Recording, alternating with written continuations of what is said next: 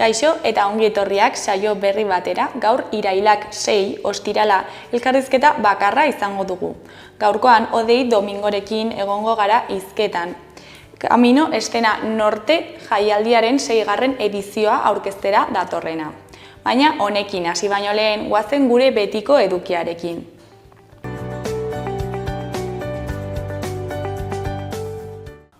Goazen orain gaurko efemerideekin. Gaurko egun batean, 1522an Elkanok gidatutako espedizioa Sanlúcar de Barramedako portuan lurreratu zen, lurrari bira emanda.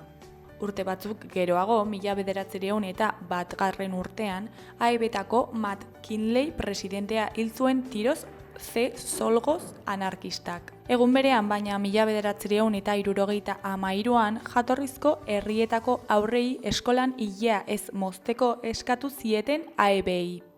Eta bukatzeko 2001 urtean Espainiako Guardia Zibilak Unai Romano gasteiztarra atxilotu zuen.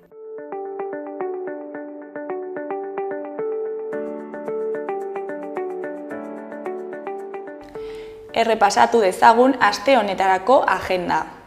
Asteburu honetan, Iruñak Batasunaren pribilegioaren 601. urteurrena ospatuko du. Arteak, ondarea eta kultura ardatz izanen dituzten ekimen historikoekin. Udalak hiriko 3 burgoak batu zituen ituna eratzeko jarduera programa zabal bat osatu du. Alde batetik, kontzertu ezberdinak egongo dira. Ostiralean, iluntzeko 8etan, La Pamplonesak joko du Gazteluko plazan. Larunbatean, leku eta ordu berean, Nafarroako Orkestra Sinfonikoa entzuteko aukera izango dugu. Azkenik, igandean, iluntzeko 8etan Gazteluko enparantzan baita ere, El Columpio Asesino musika taldeak doako kontzertua eskainiko du. Beste alde batetik, Erdi Aroko azoka egongo da. Ordutegiak hurrengoak izanen dira. Ostiralean arratsaldeko 5etatik gaueko 9 arte. Larunbatean goizean 10etatik eguerdiko 2 arte eta arratsaldean 5etatik 9etara. Igande goizean 10etatik eguerdiko 2 arte eta arratsaldean 5etatik 9 arte. Gainera, udalbatzaren desfilea egongo da erraldoi eta buruhandien konpartsaren irteerarekin batera. Igandean izango dena arratsaldeko 5etatik aurrera.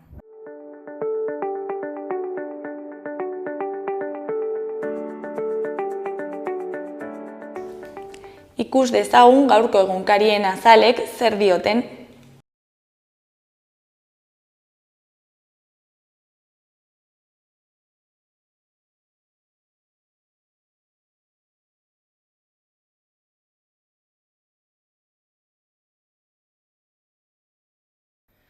Diario Notiziasen titular nagusian, udalek eta ureztatzaileek Txibiteren kontseilaria presionatu dute kanaleko lanak azkartzeko. UAGN, UKAN, Alinar, AER eta CNEk babestutako manifestua sinatu dute. Departamentuarekin premiazko bilera bat egiteko eskatu dute. Argazki nagusian, Berradek helmuga zeharkatu du iheskideekin. Titularrean, Berradek Kern Farmarentzako hirukoa.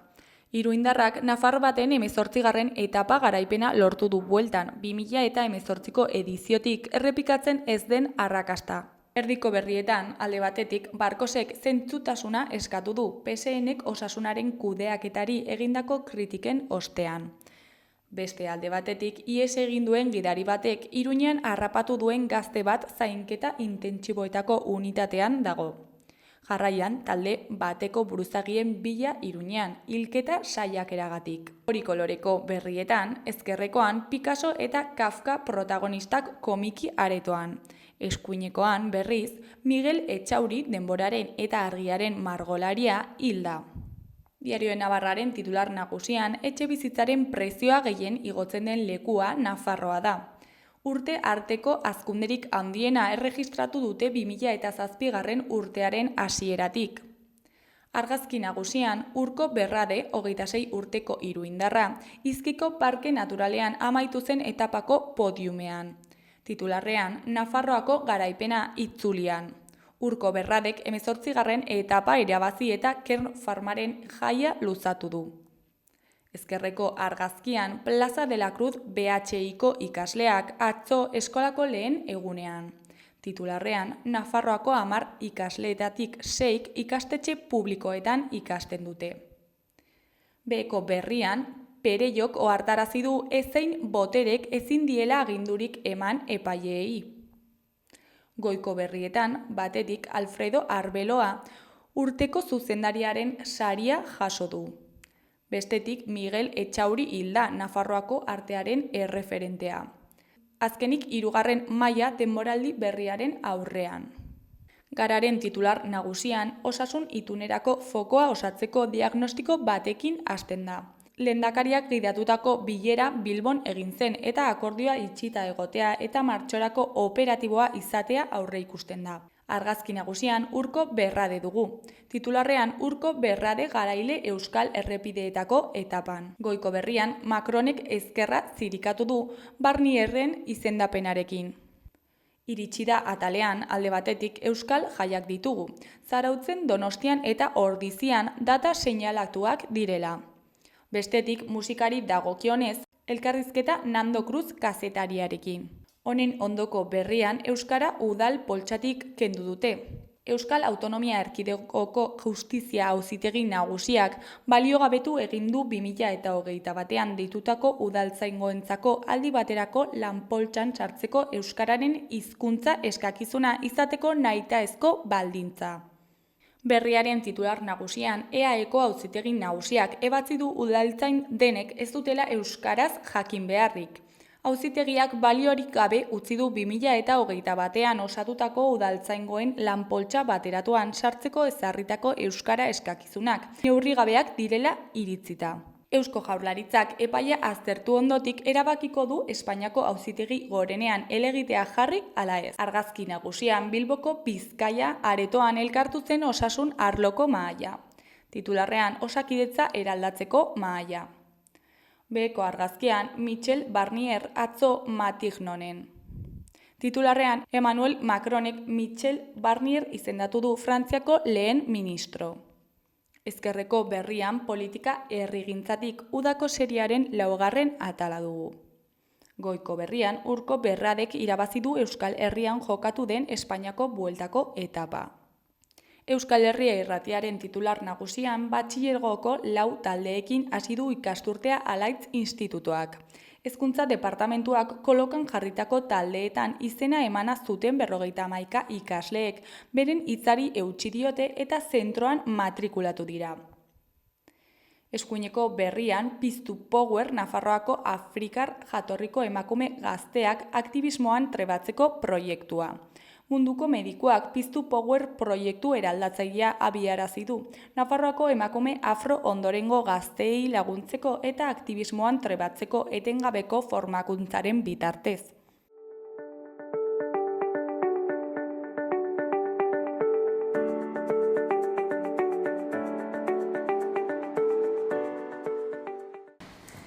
Kaixo, lehen aipatu bezala orain Odei Domingorekin egon gara. Camino Estena Norte jaialdiaren 6. edizioa aurkeztera datorrena. Kaixo, zer moduz? Kaixo, zer moduz, plazerra. Bueno, kontatu iguztu pixkat, zer da jaialdi hau, zertan datza?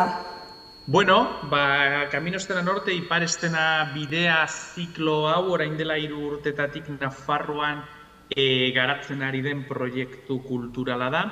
Guk Nafarroa estenatik dala Nafarroako ekoizpen estenikoko enpresen elkartetik sustatu genuen proiektu hau orain dela 6 urtetatik garatzen daude bai Galizian, Asturiasen, Kantabrian eta Euskadin. Eta Nafarroan elkarte hau sortzean sortu zen aukera beraiekin kolaborazioan harremanetan aritzeko. 2022an gonbidatu bezala proiektuan sartu ginen, eta ja 2023an beste elkarte bat bezala sartu ginen. Pleno derecho, dana egin ahal izateko, benetan parte ahal izateko, eta aurten ja da horrela gure 2. urtea, dana osotarik hartuta 3. urtea. Eta nolakoa izan da jaialdiaren bilakaera sortu zenetik eta zuek sartu zinetenetik? Bueno, gu sartu ginen esan bezala gonbidatu modun, orduan, Proiektu honen helburua da Nafarroako konpainiak beste eskualde batzutan bere emanaldiak egin ahal izatea, dana Santiago bidearen ibilbidea jarraituz, orduan ipar bide hori jarraituz, eta kanpoko konpainiak ona etorri ahal izatea. Normalean agian etorriko ez ziren proiektuak hemen ikusi ahal izatea. Orduan, 22an emanaldi gutxiago genitun beste eskualdekin alderatuta, zen azken finean guk ere aurrekontu gutxiago jartzen genuen proiektun gonbidatuak izatean, eta 23an jadana berdina izan zen bost eskualdeentzat edo elkartentzat.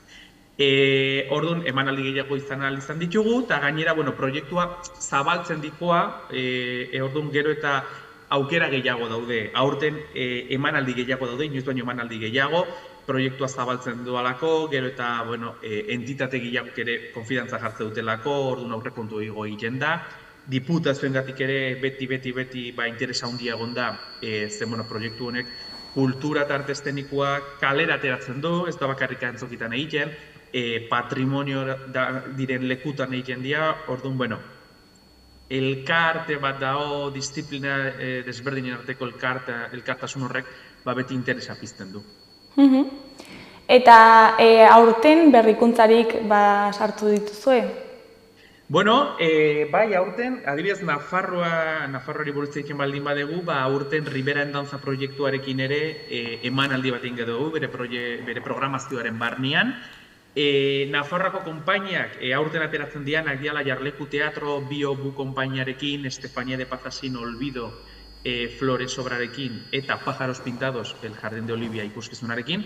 Adibidez, berai kanpoan egingo dituzten emanaldi horien artean, garrantzitsuenak ez, baina bai berezienak agian, dia Jarleku Teatrok Senderos proiektuaren barnean, Rincones eta Recovecos festivalarekin egingo duen emanaldi bat Gijonen, eta Estefania de Pazazinek Carballon Fiot festivalarekin, orduan, ez da bakarrik proiektu independiente bat, baizik eta beste proiektu batzukin elkartzen eta sinergiak sortze dituen programazioa, beraz, interesgarria benetan.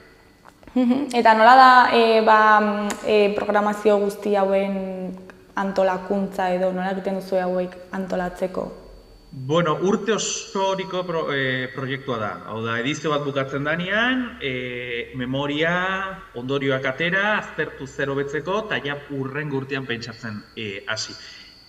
Bost eskualdegia esan bezala, Galizia, Asturias, Cantabria, Euskadi eta Nafarroa. Eta eskualde bakoitzeko enpresen elkarteak asambladakide batzuk ditu, kasu honetan 2 bakoitzeko. Orduan, asambladakide horiek bildu egiten dira, hilabetean behin, normalean online, eta gero urtean behin bitan presentzial, dana pixkatisteko, eta batez ere, aurten adibidez aldatu egindak parte hartzeuten konpainiek, formulario bat osatze dute, bere proiektua bidaliz, edozein konpainiek parte hartu dezake, naiz eta elkarteetan ez egon, kasu honetan Nafarroka baldin baztea, eta Nafarroan zik bat baldin badakazu, parte hartu dezakezu.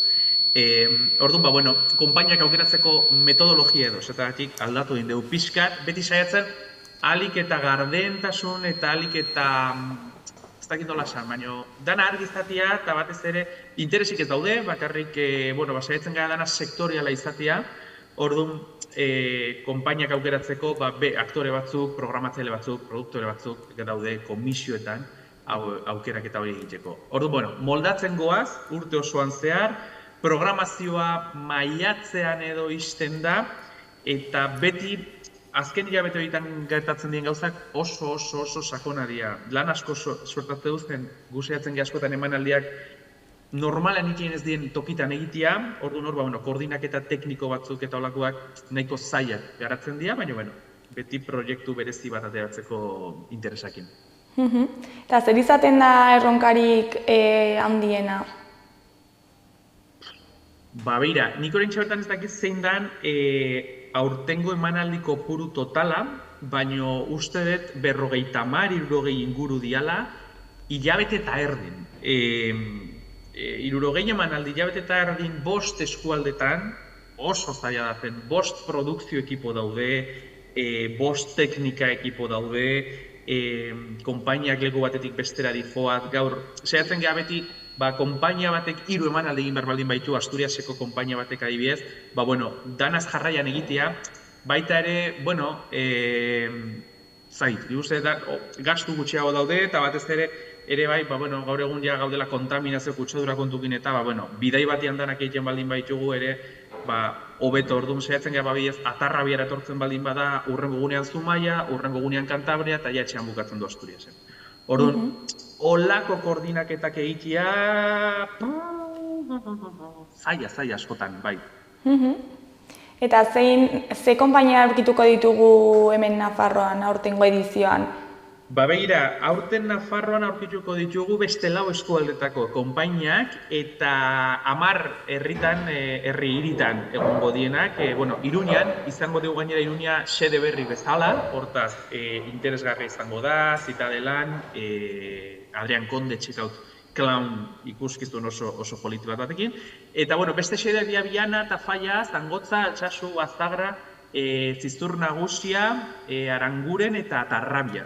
Bertan izango ditugu emanaldiak, batzutan bere jantzoki edo espazio eszenikoan, beste batzutan, Iruñeko kasuan bezala, leku bereziago batzutan. Konpainien aldetik, nik gonbidatzen zaituztet webgunera jutia dela estenanorte.com, eta bertan informazio guztia izango dezute, nun, zein konpainia, zein ikuskizun, ordutegiak eta prezioak doainik ez baldin badira. Eta gainera, gehigarri bezala, Ipar Estena bidean barnen dauden emanaldi guztik, bukatzean badakate mediazio moduko bat publikoarekin, batzutan interesgarri dana. Obra eta gero, aurkezle batek 10-15 minutuko hitzaldi txiki bat proposatzen du, publiko eta artisten artean, publikoa irakaten galderak egin alizateko, batzutan, oso elkarrezketa interesgarriak sortzen dira sormen prozesuari buruz, zergatik gai hau landu nahi izan duzu. Zerbait ezberdina, ni hemengoa naizela, Iruñakoa naizela, nik uste dut bakarrik gaiarrantzokiak proposatzen duen gauza dela batzutan, eta gu saiatzen geha pixkat ateratzen, proiektua juten den leku guztitara. Eta zergatik aukeratu dituzue hauek eta ez beste batzuk? Ikuskizunak edo tokiak? Ikuskizunak. Begira, ikuskizunen aukeraketa horrela egiten da. Urte erdialdera, apirilean, martxoan, pixkat data aldatzen dikua, ireki egiten da epe bat, 2-3 astetakoa, zeinan eskualdeko konpainia guztiak konbidauta daude beraien proposamenak bidaltzera. Nafarroan izan genituen 30 inguru uste. Esan bezala, deialdi ireki bat da, ez bakarrik elkartan dauden konpainia edo profesionalentzat, baizik eta guztiontzat. Guzti horiek bildu egiten dira, beharrak edo eskakizunak betetzen dituzten guztiak hartzen dira, batean batek betetzen ez baldin bau normalean kontaktatzen da, haizu dokumentu gaztu zaiztu edo tal edo kual, batean bat ikusten baldin bada ez dela posible, profesional ez dalako edo lako gauzengatik, deus estatu inbehar da eta esaten zaio zergatik hurrengo urtean parte hartu nahi baldin badu jakin alizateko, eta aukeratutako guzti horiek komisio batera pasatzen dira. Komisio horiek ez dira elkartetako pertsonak, baizik eta esan bezala sektoriko profesionalak dira, programatzaile, produktore, beste artista eta olakoak. Inoiz ez du, badibidez, Nafarroako konpainien aukeraketa, Nafarroako profesionalak egiten. Euskualdeak aldatu egiten dira. Asturiasekoak adibidez Kantabriakoak aukeratzen dituzte, Galiziakoak Nafarroakoak, eta horrela. Horrela ez dago interes konfliktu arraroren bat eta olakorik. Orduan, guzti horien artean, 6 aukeratu behar dituzte. Adibidez, Asturiasekoak Nafarroatik 6 aukeratzen dituzte. 6 horiek zuzenian parte hartzen dute ja dela katalogo de recomendados deitzen diogun dokumentu batean, estatu mailako programatzaile piloi, 400 programatzailei bidaltzen zaien katalogoa. Aurten, bira egiten duten proiektuetaz aparte, badadoi Luna Produkzioak Ezkabarekin, Jon Iraizoz simulakrorekin, eta Labanda Teatro Zirko Jugenekin baita ere hor gomendatuta. Orduan gero 6 proiektu horien artean, programazioa gero ja libre da. Hau da, leku bakoitzak aukeratzen du zein nahi duen proiektu guzti horien artean. Bai saiatzen geha beti, konpainia batek emanaldeak egin behar baldin baitu, 2 edo 3 emanaldi egitea eta ez bakar bat. Zeren, Nafarroako konpainia bat Santiagoraino joan behar baldin bada, hori kostu asko igotzen da. Orduan saiatzen gea, Santiagora joan behar baldin bada, Kantabrian edo bide erdin beste bat egitea. Eta horrela da aukerak, eta nahiko gardena, esan bezala sektore barnekua dana, eta saiatzen gea, ahalik eta gero orekatuen egotea programazioa, alde familiar helduentatik, disiplina aldetatik, baina beti zaila da, bai. Eta aurtengo edizioan ere programazio ofizialetik kanpoko bi ekintza ditugu, ezta? Bai, hainbat daude, adibidez badau, Cruces dela, residentzia artistiko moduko batzuk, baina eskualden arteko sinergiak garatzeko saiakera egiten duna. Horten Let Silhouette Nafar konpainia egonen da bertan, eta proiektu oso politiak atea dira beste urtetan, orduan espero dugu horten ere zerbait izatea, eta nahiz eta batzutan residentzia hauetatik proiektuak ateatzen ez diren, askotan, uste dugu proiektuaz datera ez du ezertarako balio. Eta askotan bai, orduan zuri interesgarri izango dela. Bigarren proiektu esan bezala da Senderos, esan duguna, dela gure programazioa beste ziklo batzukin elkartzen da, Nafarroan Riberen Dantza, Piot Carballon, holako festival eta programekin, pixkat sinergia hori lortuz, eta baita ere, nik uste gure sektorean beti garrantzitsua dela, holako elkartzeak egitea. Eta detaile bat, zetasun bat, hau guztietaz aparte. Hitz egiten genuen Nafarroa gonbidatu bezala gondala, orain ja proiektu barnean dagoela, aurten Nafarroan izan genuen Iruñean ziklo guztiaren aurkezpen ofiziala, eta gainera aurtengo kartela, oso politia dela, jendeak bilatu ez dela, Nafar diseinatzaile batena dela, Leire Urbeltz, hortaz, Nafarroa benetan hemen presente dago. Gero ere, edizio bakoitzerako lelo bat aukeratzen duzue, zein da aurtengoa eta zergatik aukeratu duzue hau? Begira, la caricia de... Ez dakat oso argi, zein dan, esango izuet, da la oportunidad del afecto, Eta, politia da zen, lehenengo gauza da, Caminos Zena Nortek edo Iparestena bidea zikloak, aukera ematen du, normalean, agian, biran ez dauden konpainia horientzako eta aukera suposatzen du beste lekutara iristeko. Eta afekto hori, laztanaren erreferentzia hori, azkenean, antzerkiak bilatzen duen efektua da, ezta? Zu bere besoetan egotia denbora batez, hortxe, lasai, suabe, eta eros. Orduan, pixkatola poetikoagoa den zerbait proposatu dugu, eta nik uste dut, politia gelditu dela. Gero ere, jaialdia eskoletara hurbiltzea hori egin duzue aurten, zergatik egin duzue? Emanaldietako batzuk eskolarren zatia, bai. Guk proiektua udaletxei proposatzen diegu, udaletxe batzuk ezin dute parte hartu, aurrekontungatik, egutegingatik edo interesatakatelako. Beste batzuk parte hartu nahi dute, baina agian ez dakate aukera egutegian, zendan oso badaude herri batzuk programazio asko dakatela, edo nahiz eta asko ez izan, utxune asko ez dakatela programatzeko. Orduan, batzutan leku hauek proposatzen dute gaiztu.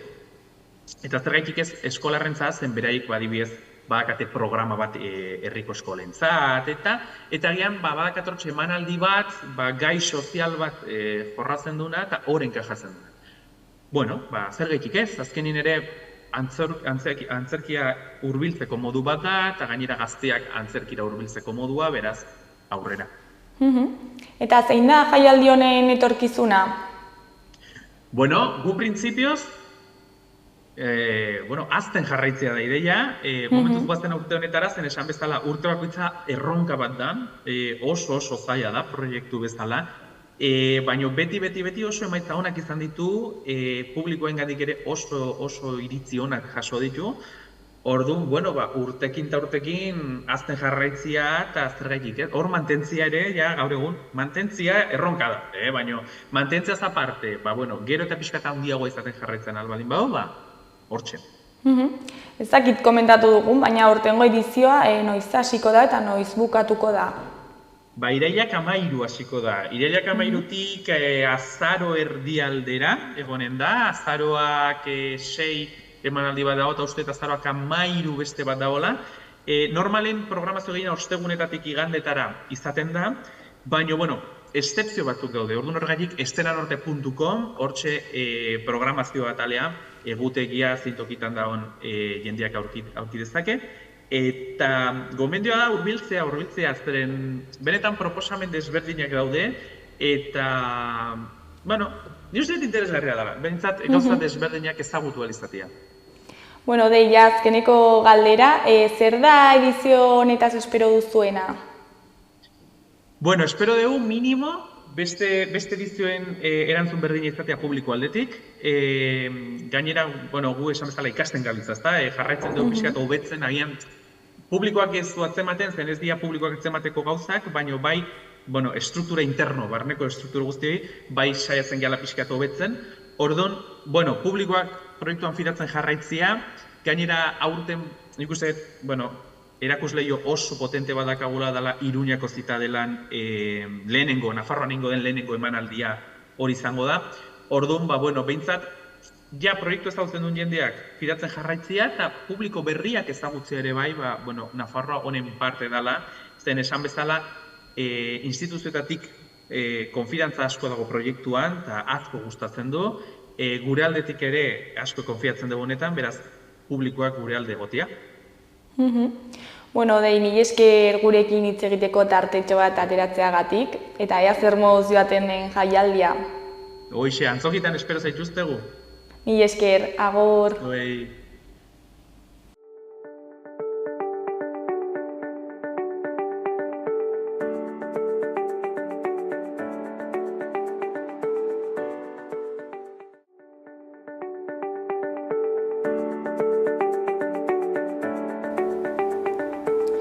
Gaurko eta asteburuko eguraldia ikusiko dugu. Gaur, ostirala lehen orduetan giro buztia izango da nagusi ekialdean. Goizeko lehen orduetan mendebaldean atertuko du, eta goizak aurrera egin ahala ekialdean ere bai. Ostarte batzuk ere zabalduko dira. Arratsalde eta gauean zaparrada bakan batzuk aktibatu daitezke batez ere ekialdean, eta ekaitzak ere jo dezake, bereziki Pirineoetan. Goizean haizea bare egongo da eta arratsaldean iparraldetik finkatuko da. Temperatura pixka bat igoko da. Larunbatean eguraldia lasaiagoa izango da eta euria egiteko probabilitatea txikiagoa. Hodeitza aldakorra izango da eta momentu askotan eguzkia agerian izango da. Hala ere, ez da baztertzen zaparrada bakanen bat egin dezakeenik, batez ere goizaldean eta goizean goiz. Haizeak hego-mendebaldetik joko du eta arratsaldean iparraldetik. Temperatura beste pitin bat igo daiteke. Igandea egun lasaia izango da eta tarteka ostarte zabalak irekiko dira. Hegoaldeko haizea ibiliko da hasieran eta egunak aurrera egin ahala iparraldera aldatuko da. Indar handirik gabe.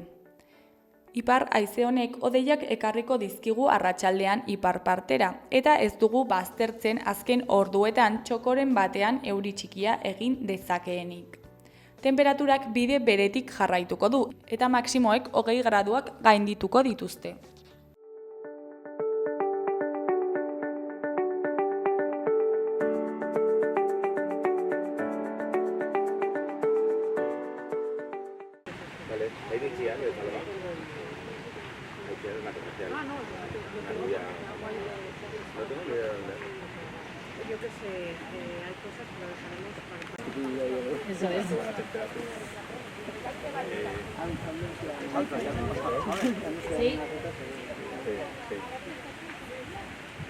Hola, buenos días a todas y a todos.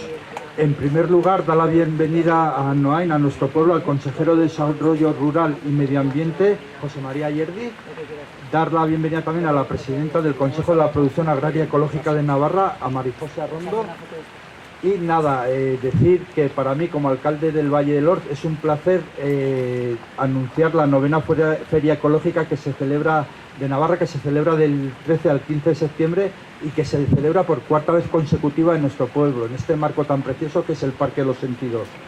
Nada, decir que, como todos sabéis, gira en torno a la producción ecológica de alimentos. Es un sector que tenemos que potenciar porque todo lo que aporta es positivo en cuanto a economía, en cuanto a calidad de vida, hábitos saludables. Y nada, dar paso ahora a consejero, a María José, para que nos dé una información más detallada del evento.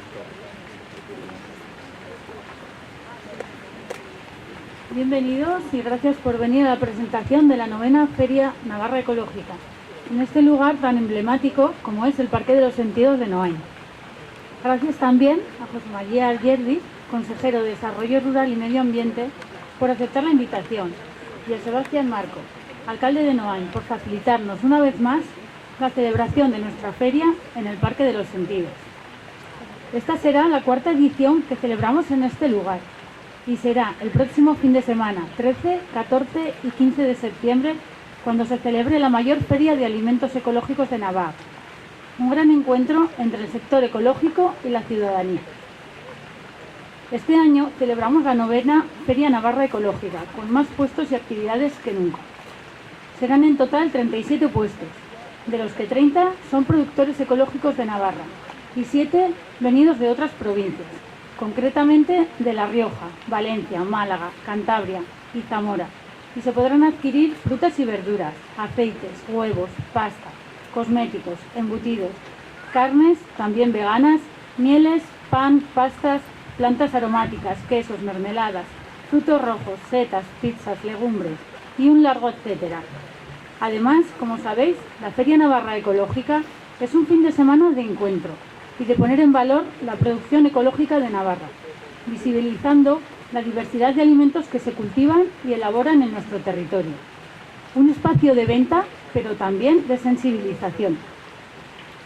Conjuga la venta directa y la posibilidad de conocer de primera mano a productores y productoras, con un gran programa de actividades destinadas a pasar un buen rato aprendiendo y sensibilizando sobre la importancia de consumir alimentos frescos, de temporada y elaborados con el sello ecológico, la Eurohoja.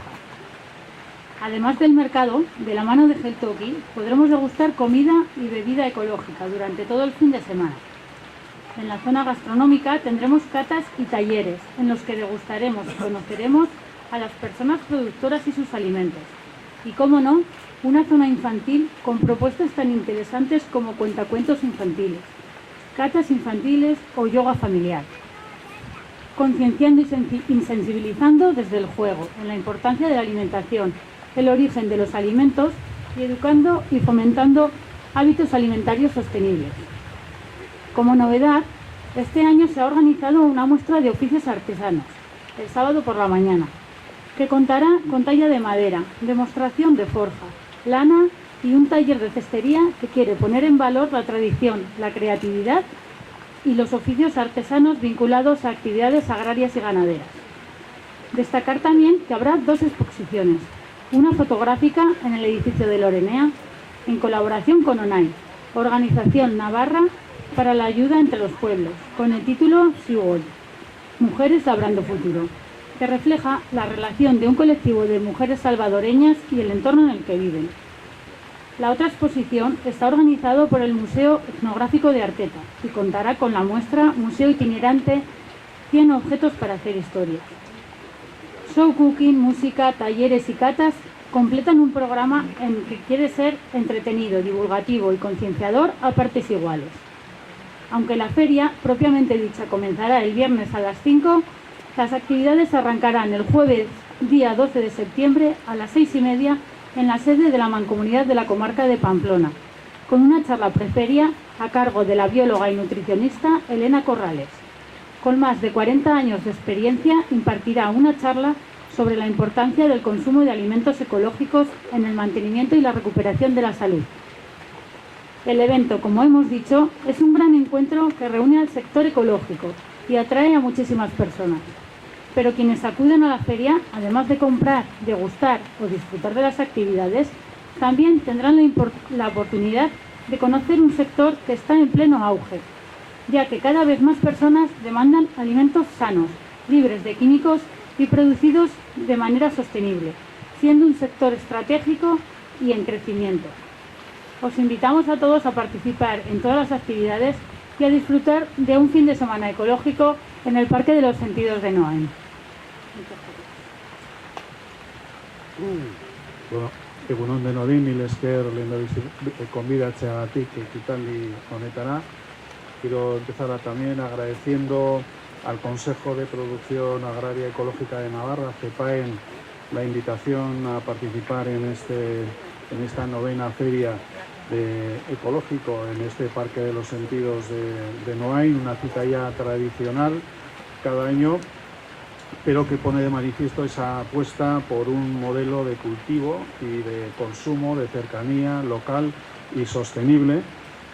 Quiero felicitar en este sentido a CEPAEN especialmente porque este año, una vez más, el número de expositores que se acercan a esta feria sigue creciendo, más de 38 expositores en esta ocasión, y además de la propia feria, como se ha puesto de manifiesto, la gran actividad social que se desarrolla los días a lo largo de la feria y los días previos a la misma, con más de prácticamente 30 actividades de distinto tipo, talleres, catas, degustaciones, conferencias, que ponen de manifiesto el interés, lógicamente, de la sociedad por este tipo de producción y este modelo de desarrollo. Esta feria se celebra además en un momento en el que el sector ecológico está cobrando un importante peso específico en la agricultura y la ganadería de Navarra. Casi 800 operadores, entre los que destacan 111 jóvenes que en los últimos 10 años se han incorporado a la actividad agraria en este modelo para desarrollar su primera instalación. Más de 70.000 hectáreas entre superficie agraria y ganadera y más de 8.000 cabezas de ganado que efectivamente desarrollan su actividad en este ámbito, cifra que nos habla de la importancia y del creciente incremento que tiene este modelo de producción y de consumo en Navarra, y que ronda prácticamente el 15% tanto en operadores como en hectáreas en los últimos 4 años. Pero lo importante no son tanto las cifras, sino efectivamente lo que esconde detrás de todas ellas la filosofía y la apuesta por ese modelo efectivamente de producción sostenible, de consumo responsable y saludable, y en Navarra cobra especial importancia además en un contexto crítico como el que está viviendo y ha vivido en los últimos meses el propio sector primario.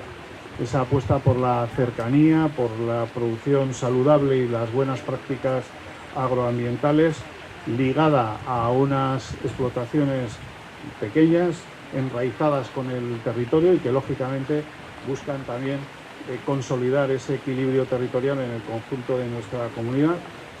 Una producción que lógicamente, además de saludable, deseable, debe ser rentable, para que efectivamente ese dinamismo sea un dinamismo que cumpla con los 3 requisitos de la sostenibilidad ambiental, económica y social. Una producción certificada de producto local, con ese sello ecológico, debe ser sin duda pues la mejor alianza entre consumidores y productores en este contexto. Esta es una apuesta que se traduce,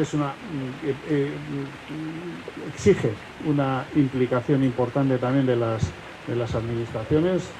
La vemos aquí en el compromiso desde el propio Ayuntamiento de Noain en este espacio, pero también la de las autoridades regionales, en este caso del Gobierno de Navarra, del Departamento de Desarrollo Rural y Medio Ambiente, en esa labor de apoyo, de acompañamiento, en ese apoyo a las producciones en este sentido. Señalar algunos datos que también me parece relevantes. 837.000 euros anuales en ese apoyo al acompañamiento de este modelo de producción. Hay que sumar a esa cantidad prácticamente 2,9 millones de ayudas de fondos europeos a los productores ecológicos en el programa de desarrollo rural primer pilar. Y este año además yo creo que tenemos 2 noticias importantes. En primer lugar, la producción ecológica representa el 70% del total de solicitudes presentadas a las nuevas ayudas para fomentar los canales cortos de comercialización. nos pone de manifiesto el interés realmente en los productores, efectivamente, de avanzar en este proceso, y CEPAIN ha culminado todos los pasos necesarios para que efectivamente la Entidad Nacional de Acreditación ENAC, a la espera de su respuesta en las próximas semanas, pueda adquirir la certificación ISO que acredita como autoridad pública de certificación a esta entidad. Yo creo que la cita, esta cita de Feria Ecológica viene rodeada en un contexto favorable que sigue esa hoja de ruta que nos marca a todos, productores, administraciones, sector, ese plan estratégico de producción ecológica, y en cualquier caso es un camino que se está recorriendo, que se está avanzando, pero nos obliga a seguir caminando. En primer lugar, seguir mejorando los canales de comercialización y sensibilización para el consumo, especialmente entre los escolares y el pequeño comercio, esos escolares que van a ser los consumidores del futuro y que van a tomar las decisiones también en función de los hábitos que adopten en este momento, y por lo tanto ese esfuerzo en los comedores escolares tiene que ser importante. En segundo lugar, mejorar las sinergias y alianzas para que la industria agroalimentaria, que es tan importante en Navarra, se provea también de producto local y ecológico, y en este sentido tenemos que propiciar las mesas de encuentro para que efectivamente este sea un camino con una gobernanza participativa de todos los sectores involucrados, facilitar y hacer atractiva la incorporación de jóvenes a esa producción ecológica. Decíamos al principio 111 jóvenes, primera instalación en los 10 últimos años. Es importante, pero tenemos que seguir avanzando para dar una respuesta de futuro también al sector en su conjunto y al sector ecológico en particular. Y por último, seguir aumentando en esa superficie de hectáreas de producción ecológica. Prácticamente en este momento estamos a un tercio de ese objetivo del 25% marcado por la Unión Europea para el 2020. En cualquier caso, yo creo que es una fiesta que pone de manifiesto la importancia del sector y que nos permite a todos seguir comprometiéndonos en este cambio.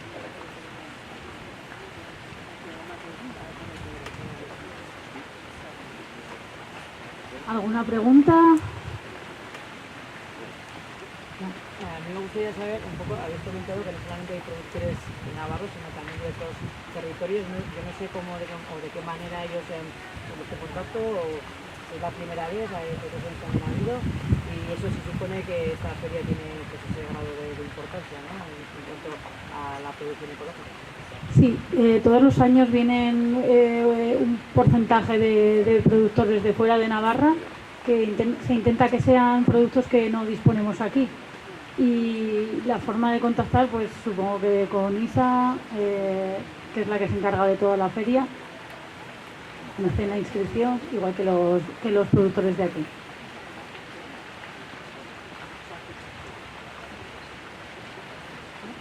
Y otra era se ha comentado el tema de alcanzar ese 25% en 2030.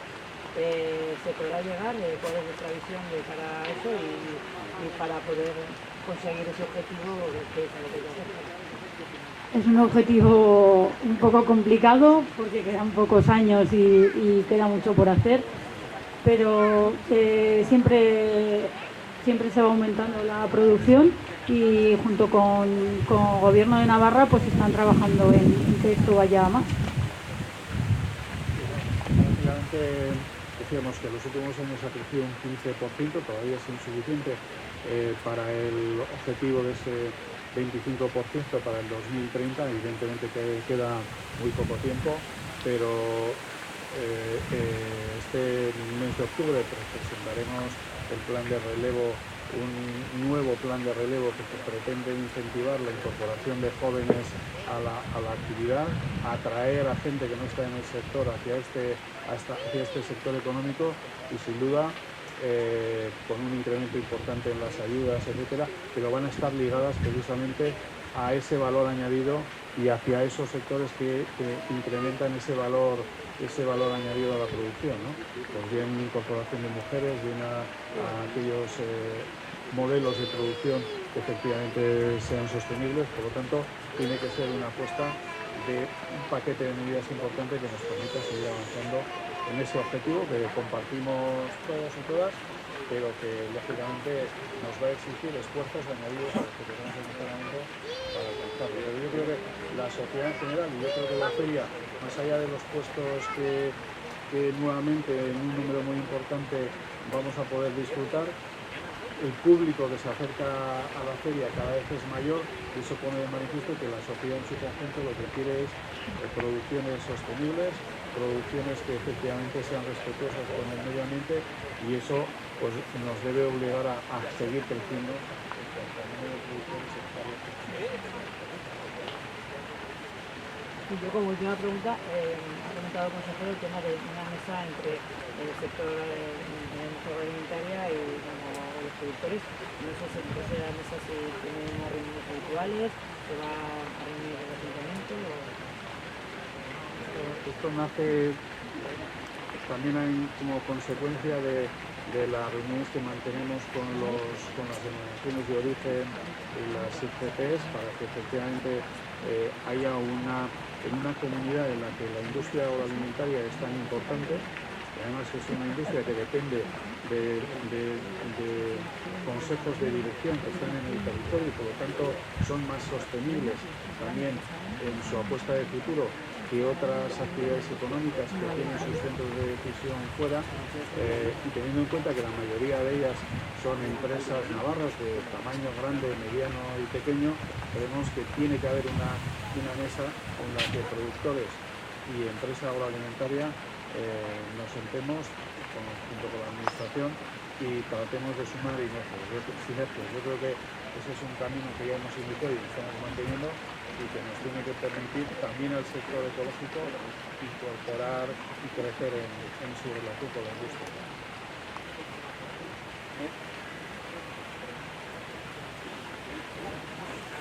Bueno, pues ahora podemos pasar a un pequeño almuerzo que nos han preparado los agricultores. Dentro no está lloviendo y está saliendo un poquito el sol. Dentro del parque donde el año pasado.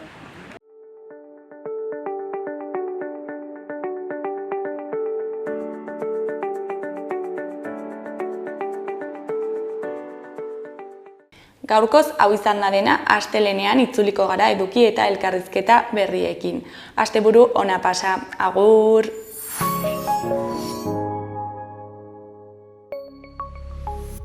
Gobierno de Navarra. Nafarroako gobernua.